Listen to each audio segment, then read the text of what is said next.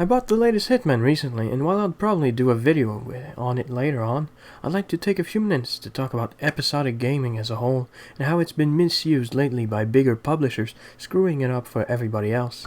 It's not something new. The same thing was done to microtransactions not so long ago, changing them from a necessity in free-to-play games to maintain servers and pay those making the updates, to an obnoxious addition to full-price titles in free-to-play games that now burden newer EA games and even Call of Duty games now. It's not like those franchises are barely scraping by, it's just corporate greed at the expense of consumers. Episodic gaming is nothing new. The first example goes as far back as '79, and while it never became mainstream, it didn't stop being used since.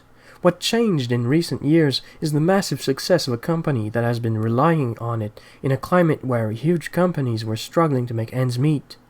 It's easy to forget that just a few years ago, big publishers like Square Enix, Nintendo, EA, and many more were really struggling to keep themselves afloat. People weren't willing to spend a lot of money on games that were going to become obsolete within the next year when the next gen comes out because backwards compatibility was falsely claimed to be impossible by Sony and Microsoft, and money was so tight to begin with due to the recession at the time.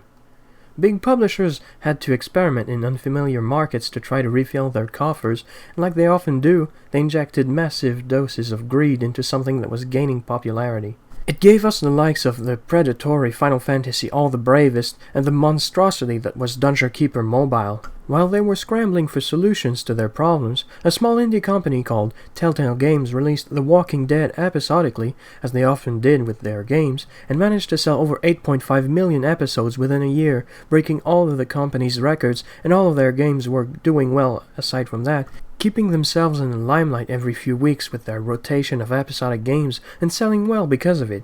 Video games take a long time to make, usually 3 to 4 years, so the decisions made under that climate are coming out now, and we as consumers have to deal with the decisions of out-of-touch executives made back then. They took all the benefits of making games episodic, but left all the disadvantages to the consumers. Square Enix announced as far back as 2014 that their new games were going to be episodic, and with this New Year's announcement that the remake of Final Fantasy VII is going to be split in 3 parts, you can tell that it's not going to change anytime soon. Selling games in chunk isn't necessarily bad for consumers, far from it. Done well, it can benefit both developers and consumers alike, but a game has to be built around it. It works best with narratively focused games, more so if they can be cut into distinct chapters without muddying the story, especially if you can incorporate cliffhangers at the end of each to keep people interested in the months following the episode already available. It's great for devs because it means they will have an influx of income throughout the year as each episode is completed. The gaming community will speak about their game for much longer with renewed interest as each episode is released, and the risk isn't as high because if the reception is really bad, it's possible for them to stop the project at a much lower loss compared to a completed game. For the consumer, it's possible to only buy a single episode rather than a whole set at a reduced price to see if you like it, and in some cases, it's possible to give feedback to improve later episodes and build a sense of community around the game. You can even keep prices high during sales because the game technically remains new for almost a year because of how long it takes to complete it. The major problem with making Hitman episodic is that it's not built around it. It retains a more traditional structure and is simply split from there. It means that half of the first episode is actually a series of tutorials rather than compelling content, and gives a false sense of what to expect from the rest of the game because those levels are not only easy, but also quite simplistic.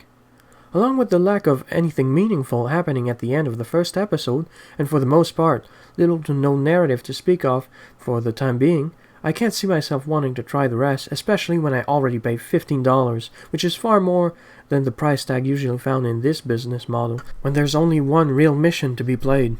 I hope I made my points clear and understandable. I'm not saying this business model is bad in any way. I'm just stating that the way Square Enix and Capcom also, with the recent revelations too, are going about it the wrong way and shooting themselves in the foot by forgetting that there has to be something in it for the consumer they are selling their products to.